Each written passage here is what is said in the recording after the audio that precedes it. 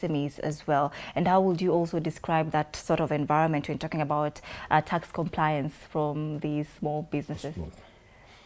Okay, there has been a move by our tax authority to make administration of taxes a bit reasonable, a bit easy for enterprise to be able to, especially the small enterprises, that you are required to file one return and that is it for you. Yeah. You don't have the convoluted system of filing of taxes, and it puts administrative cost of running taxes becomes very high at the business level. So what is important, and as you mentioned, is about small enterprise, is have your documentation straight. That is very basic. I think that is the bare minimum. Have your documentation straight in terms of record keeping, the records now you are talking about. And if possible, your bookkeeping. If you can be able to do the bookkeeping part, then it becomes very easy to file those returns, because it will be one-stop shop. From your records, it dovetails to or connects directly to the tax authorities' records, and you can just get into the iTax system and be able to file your returns and pay. And you know, initially people used to walk to the banking halls to make those returns. These days you pay through your M-Pesa, whatever system, but from your office you are able to file your returns and you are done with it. So it is about educating on how to navigate around that, and then enterprise should not be scared on the technicalities of filing those returns. Yes. Are you seeing you know, a trend where now every small business owner is now tax compliant, or are they still afraid? Where really are the gaps?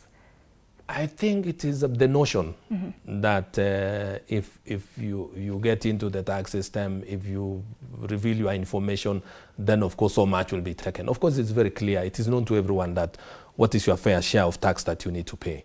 And from there, it's about just getting your documentation correct, so that the benefits will accrue to enterprises that keep their records. And of course, it's a cost to pay tax.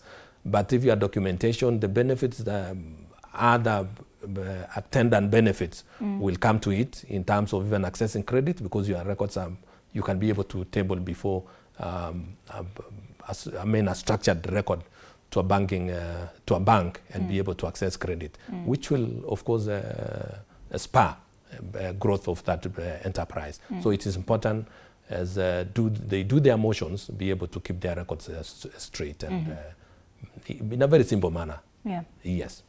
Is it possible to negotiate, you know, a tax compliance with KRA, for example? You see, for example, they tell us that if I'm moving into a new house right now, they tell us, you know, you can negotiate for rent, right? That I could tell my landlord that, you know, this rent is 50,000 Kenyan shillings. Can I pay 40,000 Kenyan shillings? So I'm thinking, is it possible for these small businesses to negotiate for that with KRA to prevent, you know, a full-scale tax audit? That is open and available. What happens is if your tax liability, say, is 20,000 and you can afford to be paying 2,000, and the monthly what is due to the KRA going forward, then that is provided for.